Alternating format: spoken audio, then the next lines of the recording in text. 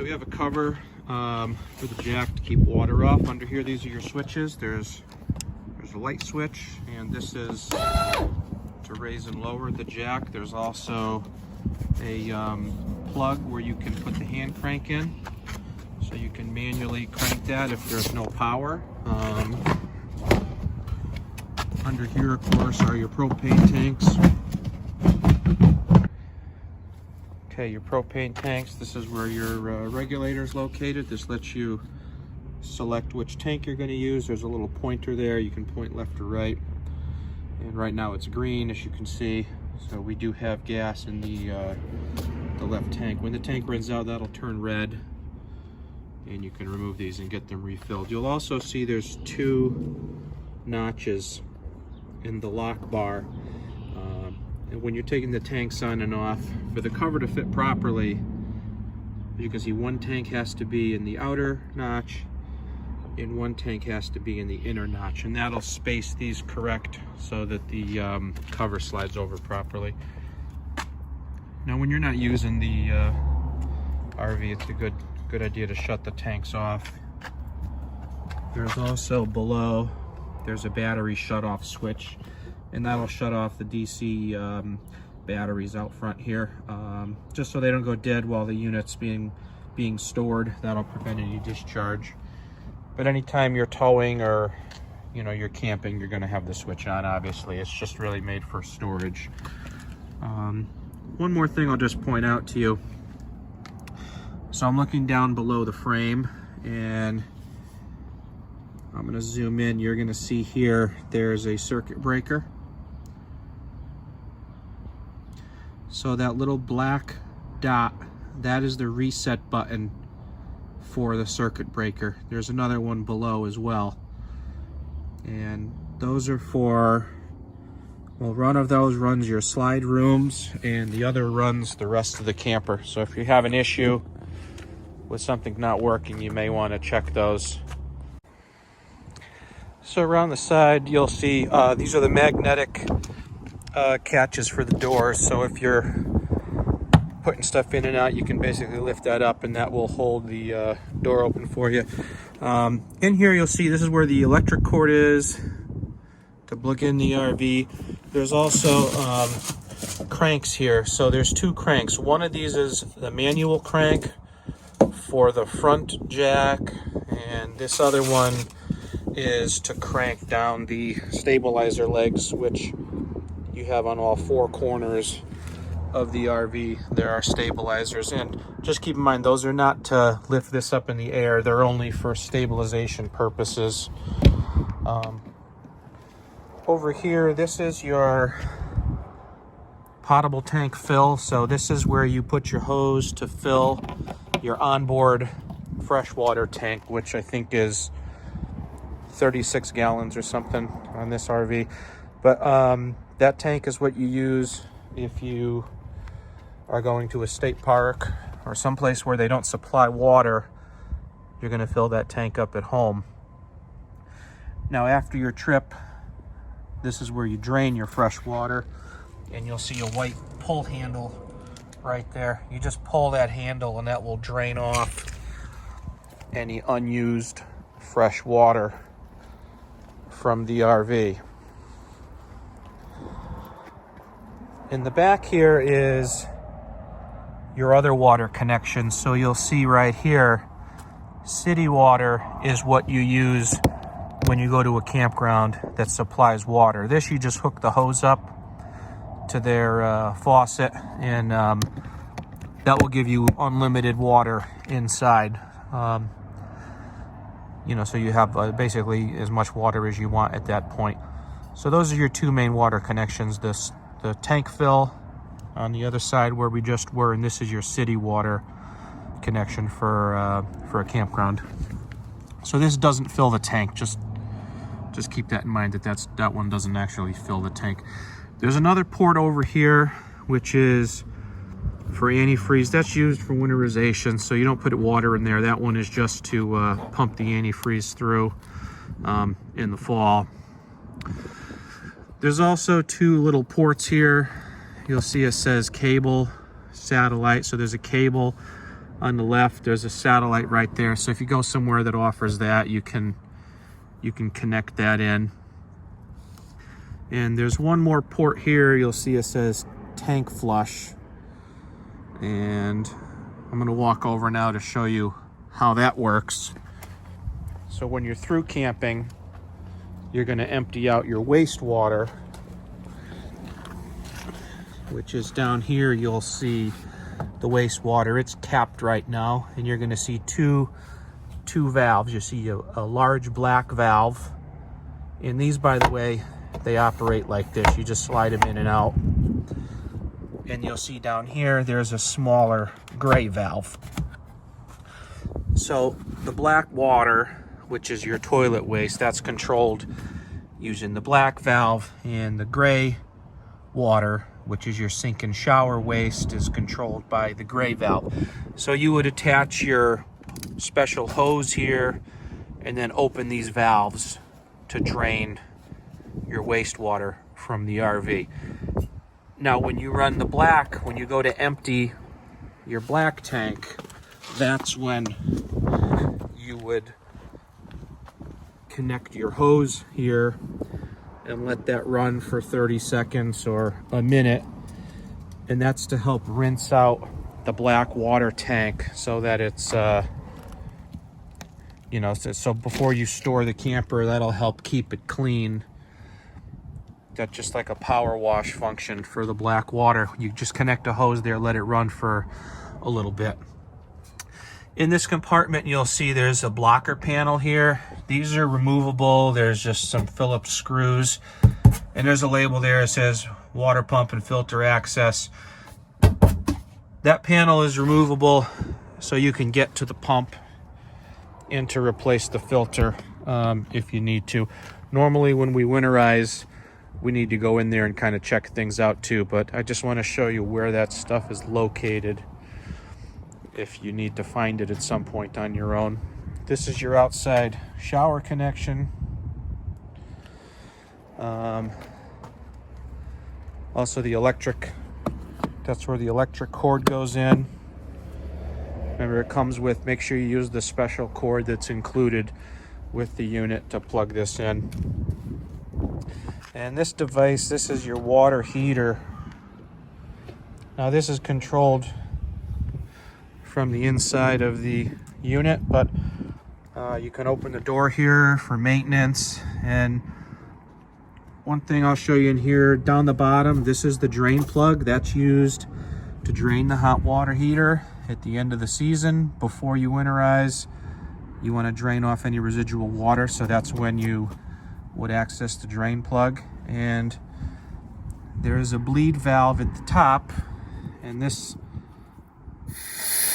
you just open like that, and I'm sure you just heard that little hiss. That's because there's still some air in this system because it is winterized right now. But the first time when you use the RV, once you connect your hose, you need to open this and let all the air out until water spits out of that valve. Once you see water, you snap that shut and you're safe to continue.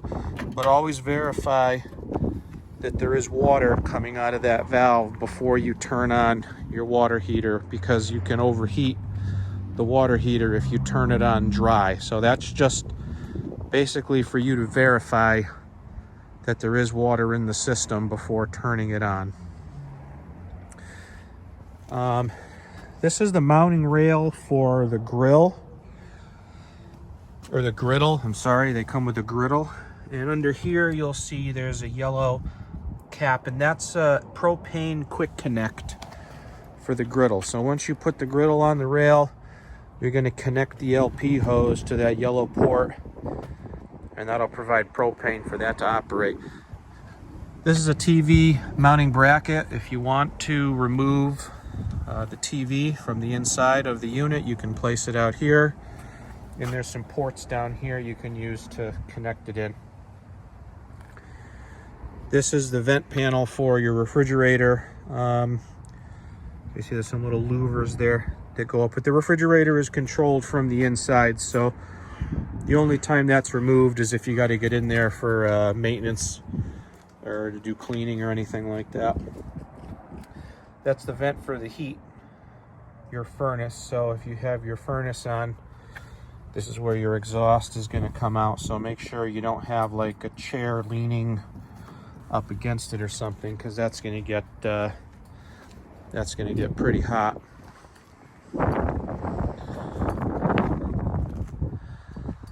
Okay, so we're going to cut over to an awning and stair demo on another unit and talk a little bit about that. Your stairs are a little different than the ones in the video, because the ones in the video used to have a pin you had to put through, but the new ones just have a lever, and you just pull these out basically like that and push that little lever, so you don't actually have to take the pin in and out. So you'll see that in a second.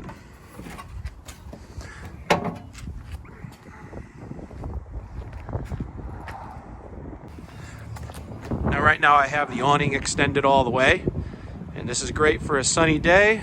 If it's windy or stormy, you're going to want to close this thing up. Don't leave it out and risk it. You can manually lower this if it's a light rain. To do that, grab it right here, and you're just going to pull it straight down, and then you tighten this knob. And get the knob tight, and now you can see we've created some pitch, and that's good for light rain to keep water. You can do that on both sides of this awning to lower it. But if it's a heavy rain, you're going to want to close this thing. Be careful with it. Normally these knobs, you leave them loose, and that allows this to kind of flex and move around a little as it's needed, you know, as you're going through. So the steps, make sure the door's open all the way for your steps when you open and close these, because you don't want it to rub on the door. You see these just lift in, and then you would close the door. When you lower them, this little pin, you can pop that pin out to adjust the legs. So right now I have 4 holes. Depending on the ground, you may have to adjust those so that the steps are flat and they don't rock. The first time you close the door, you want to look down here that there's adequate clearance, because as you can see, if you have the step too high, it's going to hit the door, and you don't want to damage any of that. So just the first time you close the door, make sure that you don't have the step up too high, and once you see that you got a gap down there, you're pretty much good to go.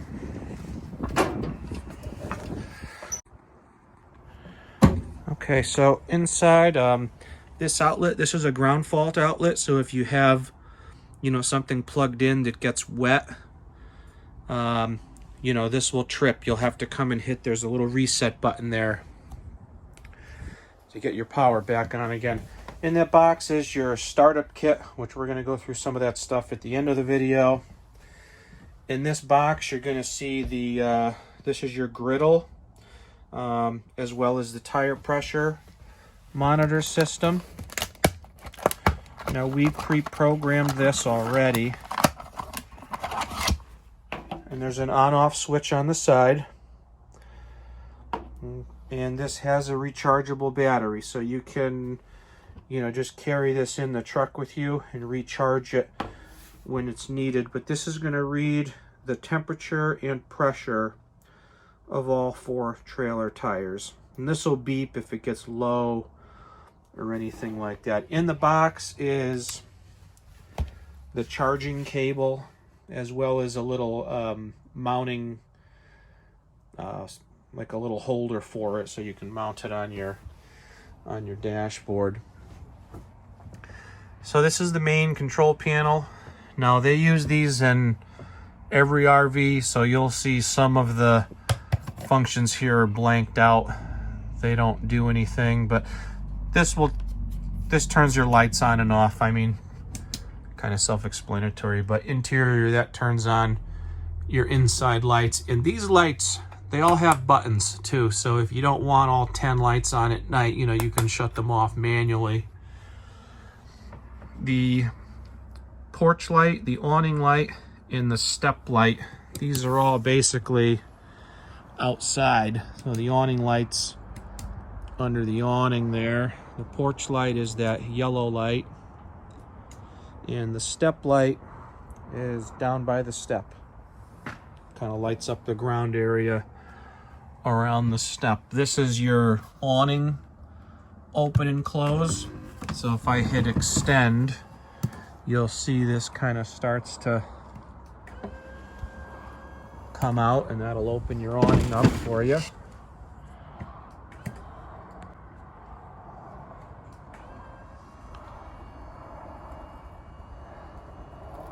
So before you open the awning, just make sure your door is not opened all the way. I'll show you what I mean here. You don't want to have the door rubbing on the arm here. And the same thing when you go to close this, make sure the door doesn't get caught here, you know, when you're closing the awning.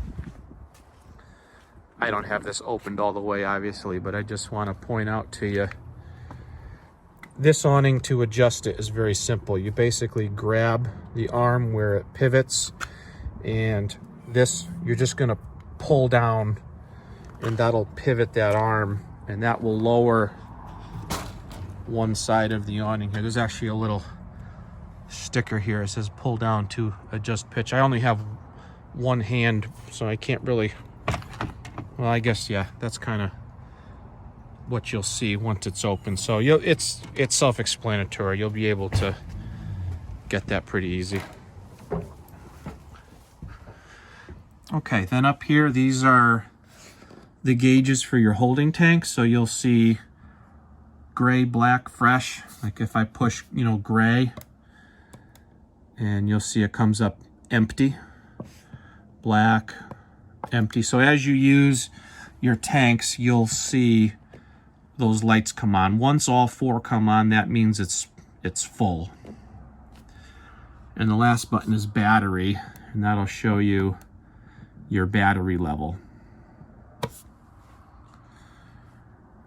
Over here, these are to turn on your water heater.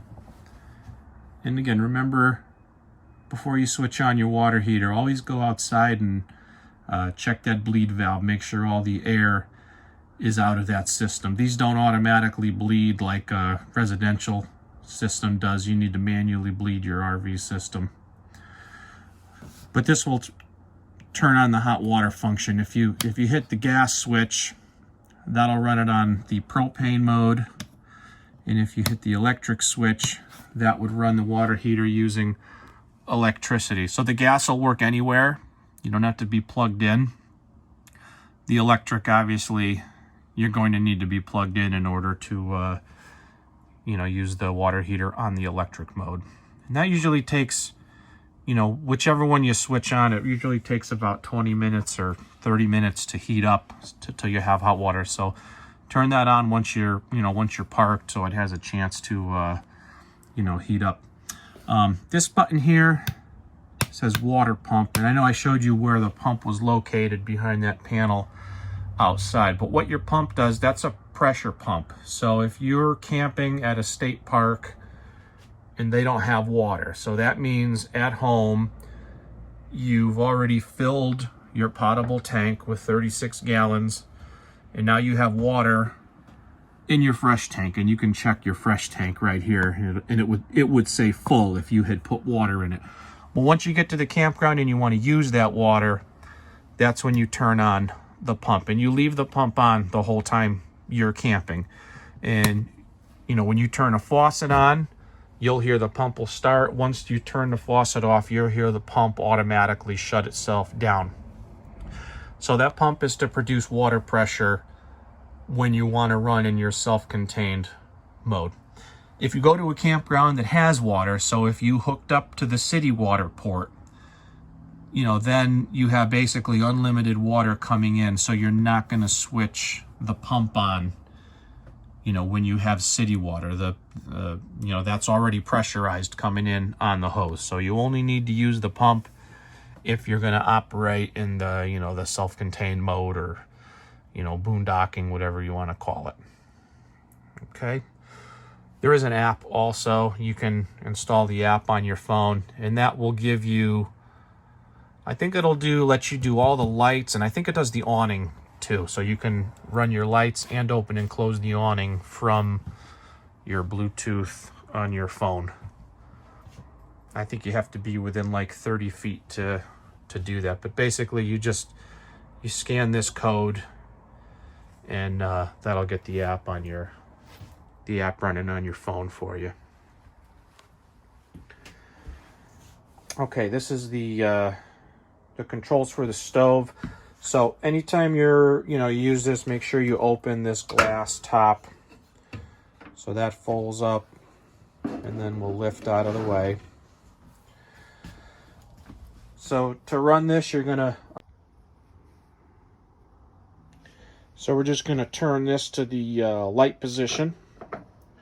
So this knob, you're going to push it in, turn it to high, and then this is your sparker over here. So you're going to, you rotate clockwise. So you never turn this counterclockwise. You only go clockwise. And when you do that, eventually you'll see the flames start over here. I think right now your propane is still turned off, so I'm going to walk outside and turn that on. Be right back. Okay, we're back. Gas is turned on, so you're going to turn this to high. You'll hear a little hiss, and then you're just going to go clockwise with this, and you can see it lit right up. And do the other burners same way. So this just keeps going around in sparks until it starts. Now if it's been off a while, there may be air in those lines, so it may take a moment to light. So sometimes you got to give that a few seconds for the air to come through. There's a switch here. There's a night light that kind of lights up the knobs, and there's also an oven light, which is kind of neat. But to light the oven, what you're going to do is you're going to turn this knob to the first setting, which is like a little flame. And once it's there, you have to hold the knob in. So you're actually going to push this knob in. This is the only knob that does that. Then you're going to look down here. So I'm below the rack. I'm all the way at the bottom here. And what you're going to do then is give this a couple clicks. You can see it's sparking in there. This is a two-handed thing, so let me try to rest the phone here if I can do that somehow. Okay, there we go. So what we're going to do, I'm going to hold the knob in and give this a couple clicks. And there we go. It lit the first try. So you're looking at that little blue flame. That's your pilot for the oven. You're going to hold the knob in for 10 or 15 seconds. Then you're going to let the knob go. Make sure it doesn't go out. If it goes out, it just means you probably didn't hold it long enough, so you can redo it. And then you can set your temperature. And now your main burner is on. Okay? When you're through, go all the way to off, and that will shut off that pilot. So in an RV, you never leave the pilot running unattended. You always basically shut that off when you're through cooking. Also, anytime you use this, make sure you have the fan running here, okay? And in order for the fan to work, you're going to want to come outside, and you have to open this vent flap. So see, there's a tab right here and another one right here, and now that can blow air out. When you're not cooking, you're gonna snap it shut just to kind of keep the bugs and stuff out of there. Okay, so that's the stove operation. Microwave is self-explanatory. You can mess around with that. There's a flipper in there for your griddle. Under the fridge, you're going to see the electrical center. This has all, and this to open, by the way, you just push it with your finger and it opens. This has all your fuses and circuit breakers for everything. That also has the battery charger in the bottom half. But that's all automatic. You really don't have to mess with any of that. To open these doors, because these doors lock, you'll hear it when you push it closed. It clicks.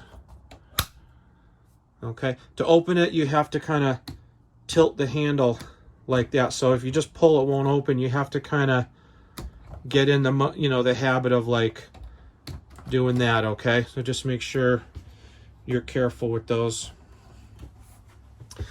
So this is off right now, but to turn it on, you'll see up here there's an on-off switch. So you just click that on, it's going to beep at you. Light will come on, and it should read auto. And auto means this is going to try to run on electric first. And if we don't have electric, it's going to go to gas. Now, right now I'm not plugged in. I just have your batteries on, so we don't have plug-in power. So this knows automatically that it needs to go to gas. And, you know, it's up and running. But once you plug in the camper, it will automatically transfer over to electric. So it does that by itself. You don't have to mess with it or do anything. You can manually force it into gas mode, and that's what the second switch is for. And the reason for that is if you're camping somewhere and there's low voltage. So July and August, if you're in a full campground and everybody's got their air conditioners blasting, you know, you might find there's not enough electric to keep this thing cold enough, even though you have electric. And if that's the case, that's when you want to force this into gas mode, because this always gets colder on gas mode. These refrigerators take several hours to cool down. So this is something before you go camping, make sure you come in, you turn this on, and you give it a chance to get going. These are the little fans that go in your sleeping areas. So I'll show you the ports when we go do the beds, but I just wanted to point that out where we have them for you. And in here, you'll see there's a little plastic clip. Sometimes these fall off. That's the temperature sensor for the fridge. If you go down some bumpy roads and you happen to see this thing, you know, laying over here, make sure you snap it back to the fin like that. You can also slide this up and down on the fin, and you know, you can see by the sticker here, if you push it up, that's gonna make the fridge get colder. If you slide it down, it's gonna make it get warmer. But if it falls off, it actually will like freeze everything in there. So just be aware and check on it periodically and make sure that it hasn't you know, popped off by mistake. So in the bathroom, you know, sink, toilet. This toilet just has a foot pedal. You'll see some pink liquid coming out right now, and that's the antifreeze, basically, that's used to winterize the system. That'll come out first time you use it. But anyways, on these toilets, you basically, if you push the pedal halfway, that's going to fill the bowl with water, and all the way will flush the toilet. So before number 2, you're going to want to fill this manually. These don't automatically fill up like a house toilet does. You have to use that pedal function to you know, fill that up with water. There's a switch here. So this is for the bathroom, you know, the bathroom lighting. And there's also buttons here. This is to turn on the bathroom fan. So make sure you have this opened. This has a cover over it too, by the way. So you can have this open even in the rain, and you won't get rain through here. And then, you know, once it's opened, you can push the button and go through your speeds. It's 4 speeds, low, medium, high, turbo. And that'll basically vent this whole trailer out, which is great because with the 2 of those running, and there's another one here, by the way, too, same type of fan. You know, if you have both of these things on the low speed, you can unzip the screens at night on the tents, and you'll get like really good ventilation through this trailer, which is great. In here is your shower system. And I'm going to cut over to another part about the shower miser valve. I'll be right back. Okay, so this also has the water saver feature that you can use if you'd like. And this comes into play when you're boondocking or if you're in a state park. So this means there's water in your tank and you're trying to save what you can because it's a limited supply. So to use this feature, before you take a shower, what you do is you flip this lever up and then you turn on the hot water and you wait for this blue pipe to turn color. It'll turn white. And once it's white, that's telling you you have hot water ready to go. All right, so that's to save you from wasting cold water down the drain while you're waiting for it to heat up. So this allows you, when you flip that up, that's going to allow the water to preheat so that you'll have instant hot water when you step into the shower. Okay, and then once it's white, then you flip that down, and then you'll get water out of the shower head. Now, if you're at a campground and you're hooked up to the hose and you have unlimited water supply, through your city water, then you just leave this levered down. So this doesn't get used when you're in a campground. This is only if you're self-contained and you're running off of your built-in freshwater tank. When you're traveling, just make sure you remember to kind of latch the doors with the little strap right there.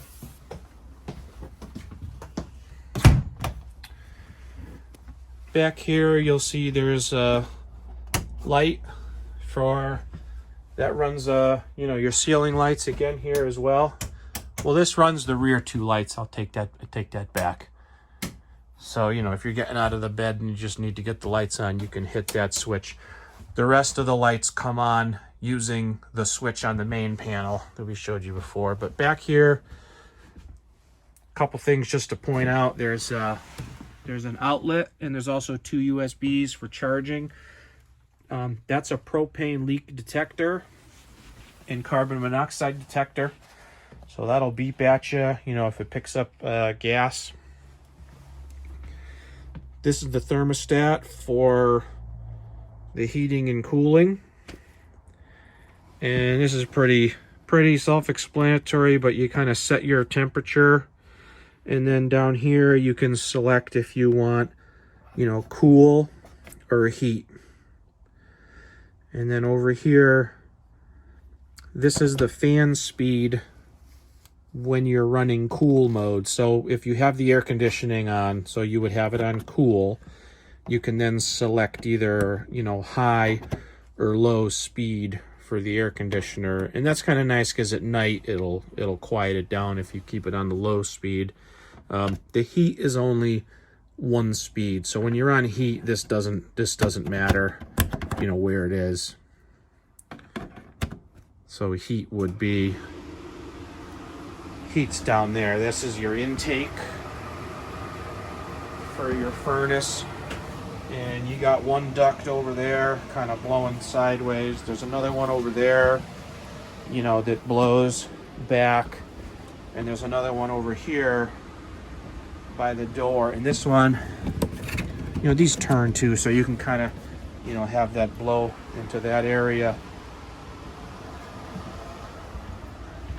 So once you shut the heat down, you'll see it's going to keep running for a minute or two because it's going to clear the lines before it actually shuts off, so it doesn't stop instantly. On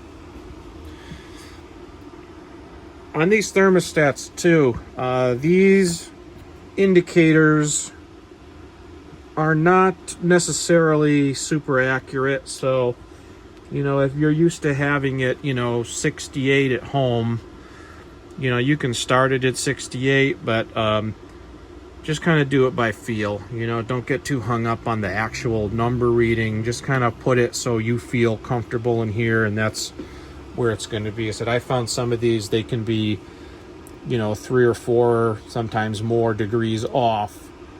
And it has to do with the location. So this is way in the back of the unit. So set that so it's comfortable for you, and don't worry about what number it says. Just kind of do it by feel. Your TV and radio. So this kind of swings away. You just kind of pull it and you can remove it. And then if you remember outside, there's a bracket. If you just lift up, you can see this unhooks. And that's if you want to bring it outside.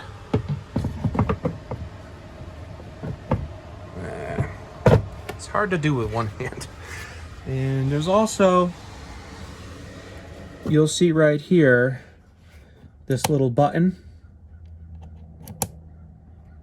This turns on the TV antenna.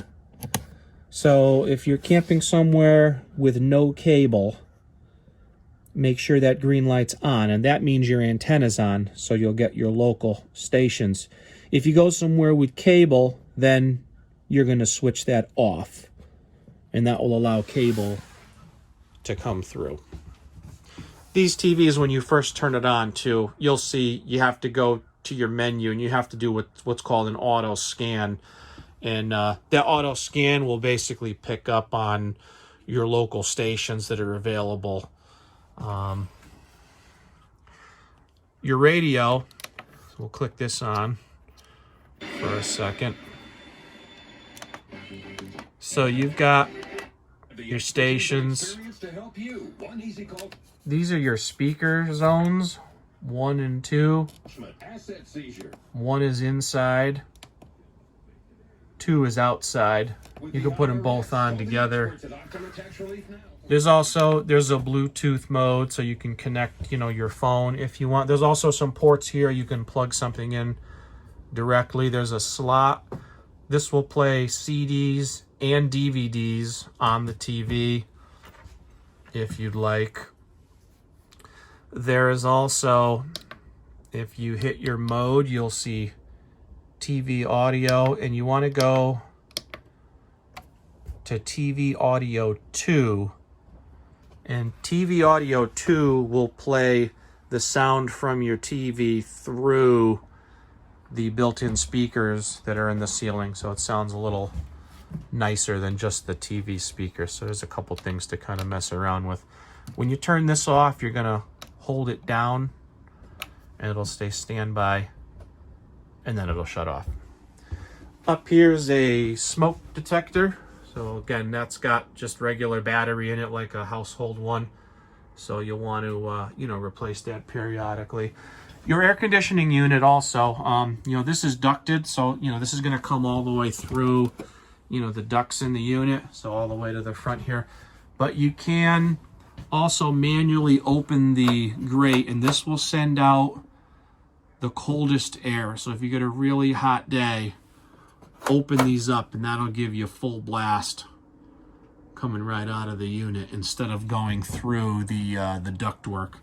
But normally you can keep them closed, and what comes through the duct is cold enough. And these are the filters. These just pop out. There's a filter here and a filter here. Those are reusable filters, so you can vacuum and wash those. If you see that they start to get some buildup on them. So the table, this you collapse before traveling. I have it up right now, but I'm gonna pause and come back. I'll show you how that opens and closes.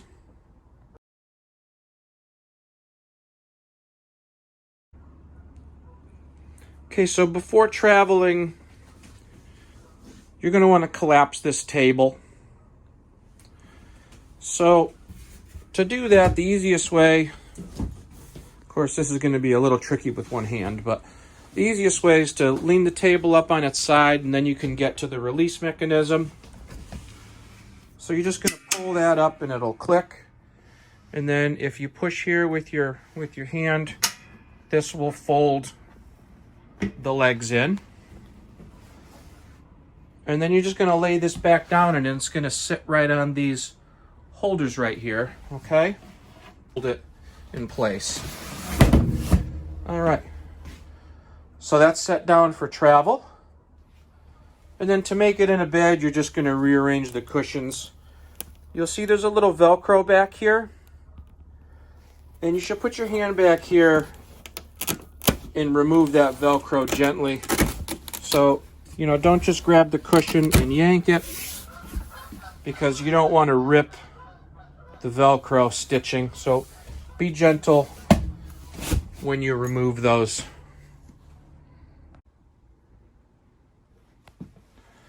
And behind the cushions, you know, if you have this in the lowered position, behind the cushions there's a little Velcro circle. And kind of put your hand back and release these one at a time. You don't want to just grab the cushion and yank it, because you can rip the stitching on the Velcro. So just be careful with that. But once this is off, you basically put these into the center, and that fills in across to make the bed. This panel is removable, and it's still screwed in, but I want to just talk about this briefly.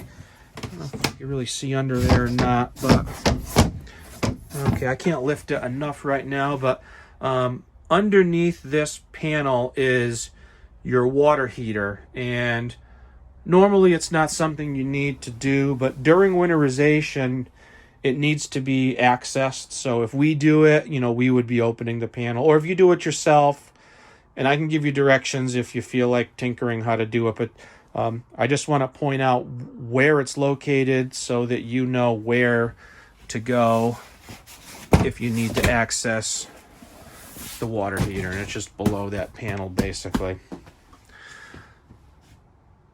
Okay, last thing, we're going to drop down one of these beds just so I can kind of go over that with you.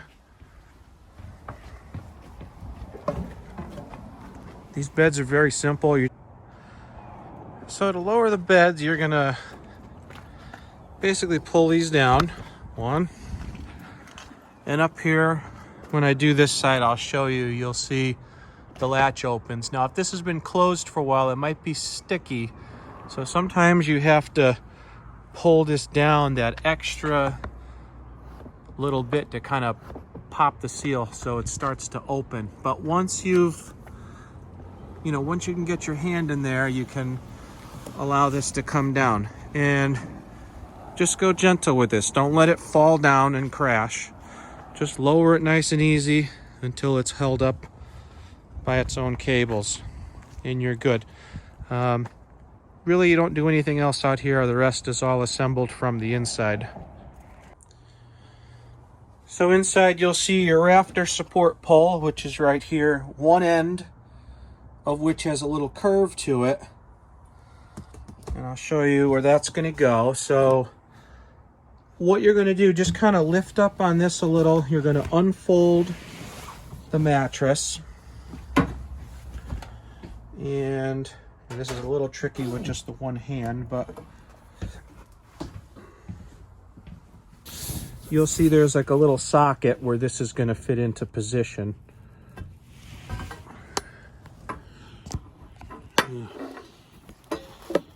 Okay, so that's going to fit right in that socket, and just push this out gently so the tent pops up, and then the curved part kind of fits right on that little backwards hook.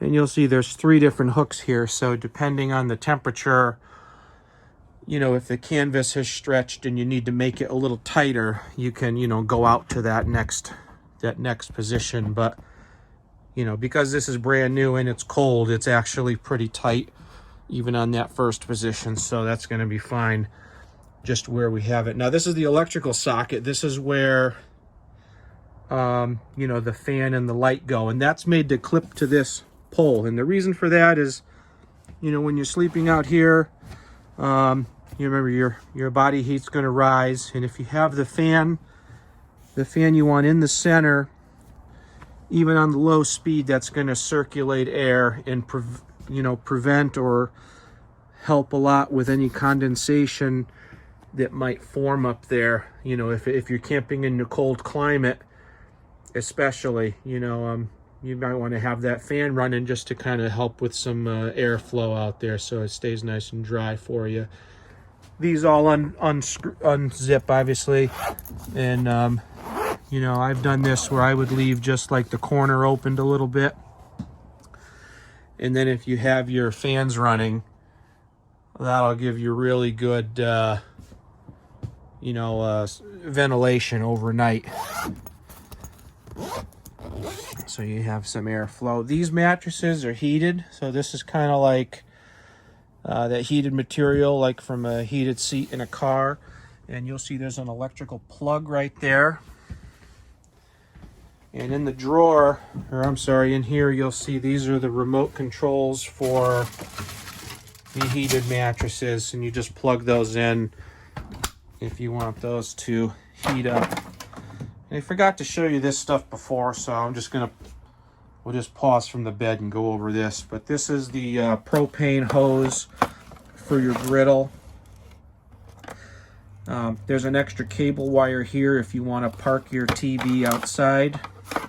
That's the remote for the radio in the TV. And the radio, I believe that has a Bluetooth app also you can run as well. This is the wrench and the water filter. And, remember, if you want to replace that, you got to go outside to that rear panel that says water filter access, and you can remove that panel so you can replace that water filter as needed. This little net here, this is kind of just to put your phone and, stuff up there if you want. To fold this up, it's going to be the reverse process. Now, you want to make sure you keep either your door open when you're closing it, otherwise the canvas is just going to puff back out at you. The other way you can do it, you can run your exhaust fans on high and shut the door, and that will actually almost suck the tents back through the gasket, so it's so they're fully taken in. When we go outside, I'll point that out to you a little better. But the first thing you would do, you're going to basically pop this pole down. So just pull forward and let that kind of fall into position. And then, if you remember, the mattress was kind of folded up when it was closed. So you kind of want to, it's not going to fold fully, but if we can get it kind of pointed in that direction, that's going to be helpful when we're outside, because we don't want anything to be caught in here. This is where the hinge is, so you'll feel some restriction if something caught in there. So make sure the mattress is kind of folded like that. Alternately, you can take the mattresses out and actually leave them on the table. And I recommend you do that over the winter and for long storage for a couple reasons. One is just, they air out, they don't stay closed up and, get like a musty odor, or if they're damp even, and they were closed up tight, you can imagine they're not going to dry very well when they're, bunched up like it is back here, for example. So, over the winter, if it were mine, I would take the mattresses, leave them on the table wide open. That also allows you, so you can come in here and kind of do some inspection and poke around, and, you can lift up, you can look up here, make sure there's no water leaks, spiders, mice, anything like that. They seem to like those little closed-in spaces. Back here, for example, you can see there's a nice little area here. So, over the long storage duration, I wouldn't leave the mattresses like this. I would pull the mattresses and leave them on the table.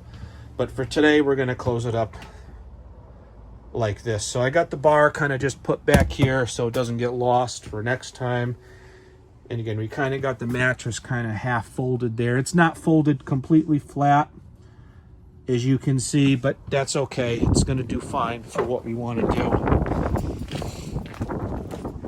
Out here, you'll have to make sure the tent is not overlapped the gasket. So if this were for some reason hanging over the gasket, you would have to pull this back.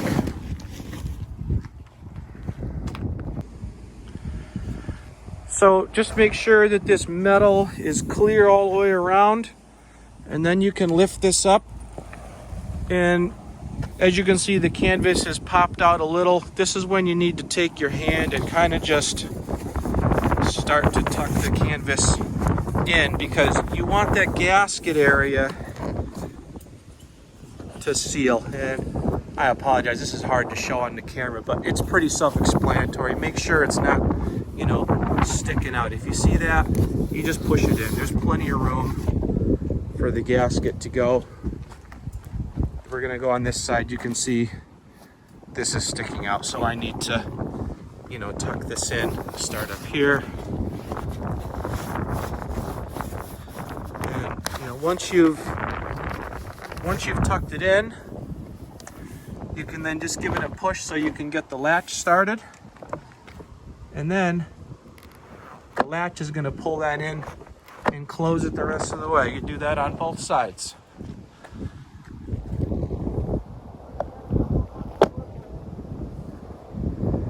And once that is closed, you can lock it with the key and you're pretty much good to go. Now, if you had to close this in the rain, if you know, if this stuff was wet when you closed it, I would recommend you open it when you get home. And for sure, leave your mattresses out on the table to dry at that point. If there's any chance they're damp, I would not fold them and pack them in tight like that, because you know, as convenient as it is, this does not allow for those things to, you know, breathe and dry. So just kind of, you know, be courteous with that. That's kind of an important thing. Well, that's with any RV. You know, you want to make sure they're able to breathe and dry. But it should look something like that once it's in the closed position. If you do it right, it stays kind of neat and tidy, and, you know, the stuff doesn't fall out on the floor. Okay. You guys have any, if you have any questions, or if you need tips with anything, remember you can email or text, and I get those all the time now. And, you know, if you're not sure about something, please let me know, and we'll do our best to help you out.